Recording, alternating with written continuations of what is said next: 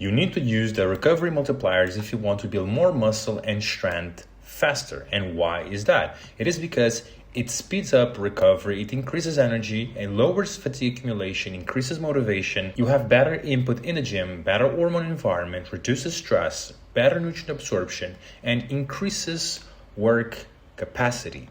And one thing that you need to understand first is that the main driver of muscle growth is force production, and force is limited by fatigue. And what does this mean?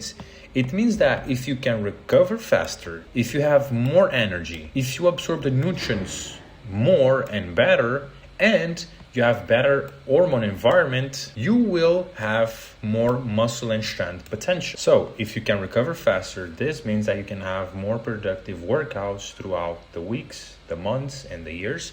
If you have more energy, you'll have a better workout, you'll have a better performance, you'll have a better input, you'll have a better stimulus. If you absorb the nutrients better and you absorb more nutrients, you'll recover better, your hormones will be better, you'll sleep better, you'll have more energy. And if your hormones are better, if your testosterone is high, if your stress levels are low, you'll have more energy, more potential in the gym. And all of these things will influence your training, and this influences your muscle and strength. So the first thing is sleep. This is kind of obvious. There's a lot of studies showing how important sleep is, and if you have sleep deprivation, how it will affect your strength and muscles. So how you improve sleep? These are all things that I use for me and I use for clients, and they had amazing results. You can see here a before and after, and this is a message a client sent me. He had the best sleep in years. So the first thing is increasing melatonin. Melatonin is basically the hormone that will make you sleepy, and you can do this by eating foods that will increase melatonin, such as pineapples and kiwis. These foods are known for increasing melatonin levels, and also very important is not to tank your melatonin levels. Your melatonin levels increase when the sun goes down, and it decreases when the sun is up. So when the sun is going down, you need to have habits and behaviors that will not tank your melatonin, such as decreasing the screen time, avoiding blue lights, and other habits that can destroy your melatonin levels. Magnesium-rich foods at night, these will help you get more relaxed and sleep deeper. This is why a lot of people take magnesium supplements to help them sleep. Eat 2 to 3 hours before that bed, because you don't want to eat and go right to bed, because this will affect your digestion. And when your digestion is not that great, you're full in the bed, this will not allow you to sleep properly. So 2 to 3 hours before bed, have your last meal. Lower protein as last meal. This is something that I've noticed for me and some of my clients. If they eat too much protein at night, they will tend to wake up a few times to go pee. And this will affect your sleep. And this happened a lot with me. Avoid too much red meat at night, because red meat is a very stimulating food, so it can give you more energy than you want. Avoid blue lights at night, like I said, because this will tank your melatonin levels. Sleep at the same time. Having a bed routine is very important to improve your sleep quality. Sleep before midnight. This is shown to be the best if you want to really be well rested. Nutrients-dense diet. This is also important. The better your diet, the better your sleep, the better your lifestyle, the better your days, the more energy you'll have, the better your life overall. So these are rules that I used to help my clients improve their sleep. So if you're interested in coaching, I help men with their sleep, fixing their digestion, fixing all of these things that a lot of people think that don't matter, but plays a big role on your energy levels, on your strength, on your ability to build muscle. Most people focus only on the training and diet, but these other things will make your life way better. You'll get way healthier. You'll feel way better. Then we have diet. This is what gives your body what it needs to build muscle, heal tendons, give you energy, and it plays a big role on your hormonal health. So this is what I think is the best diet for muscle growth and performance. I've tried all major diets you can think of: carnivore, keto, I've done primal, I've done vegetarian, I've done a lot of methods, 1 meal a day, intermittent fasting.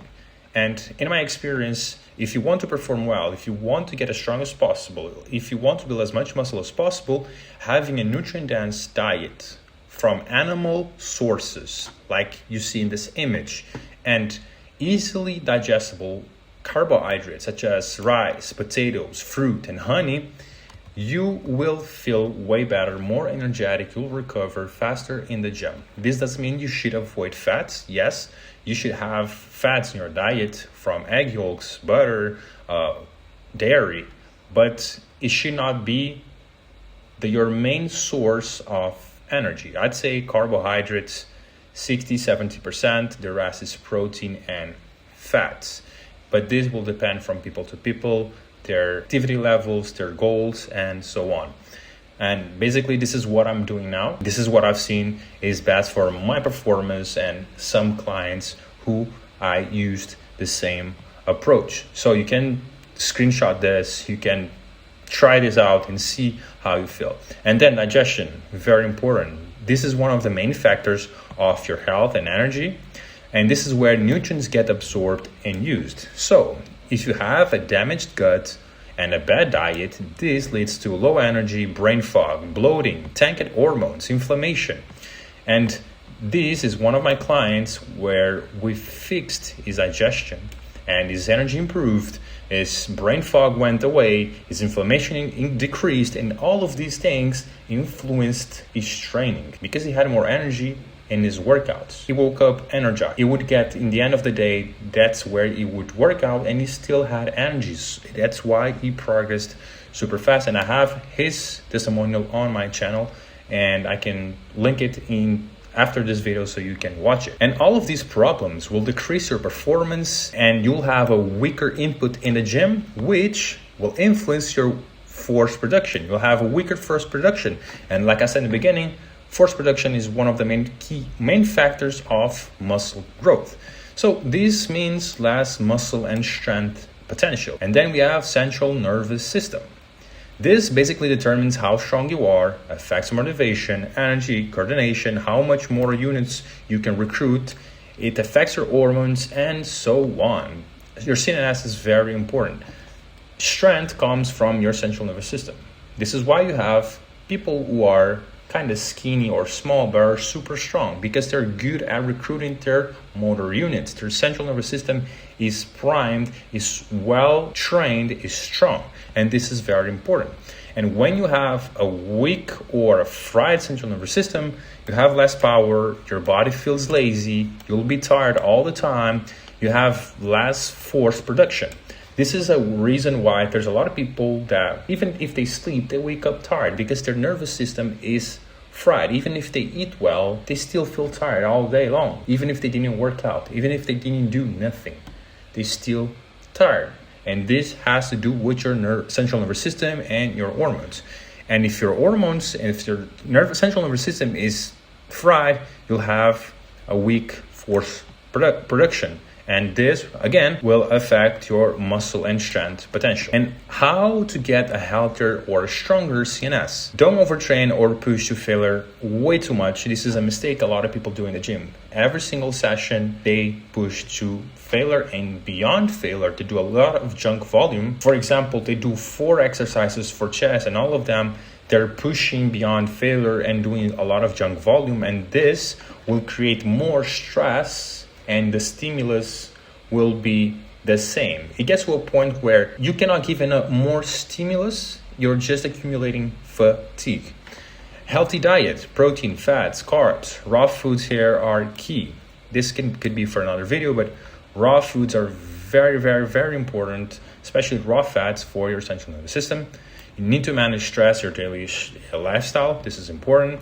Attention to caffeine consumption. If you consume too much caffeine, your central nervous system will never be able to fully rest properly. Cutting caffeine could be something that would help you relax your central nervous system. A deep sleep, also important.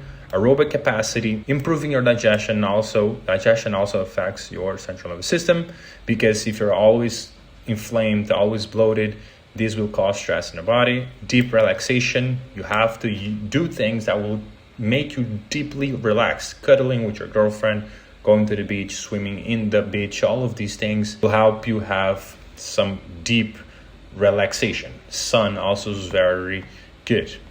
So yeah, you need to chill max. You need to be able to let things go and relax for your central nervous system to be as healthy as possible. Finally, we have aerobic capacity. This does not mean marathons, Iroxes, or crazy cardio routines. This will just create more stress in the body. And this will tank your testosterone. You'll be just more fatigued.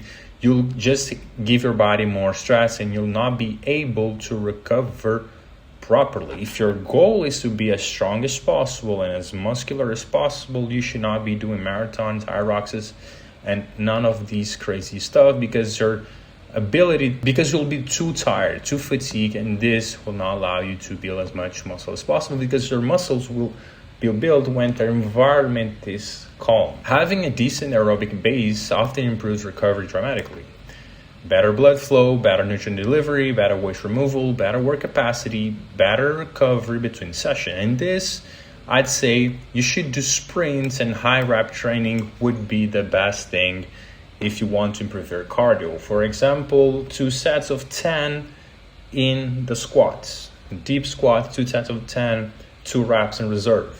This will work your cardio very well, especially if you do something like a front squat or even a deadlift. This would improve your cardio and is very specific if you're a power lifter, street lifter, or weightlifter or whatever. And sprints also will train your cardio and they're very metabolic. So that was it. Use the recovery multipliers and you'll see that you'll build more muscle and you'll recover faster and you'll feel stronger than ever. That was it for this video and I hope you learned something today.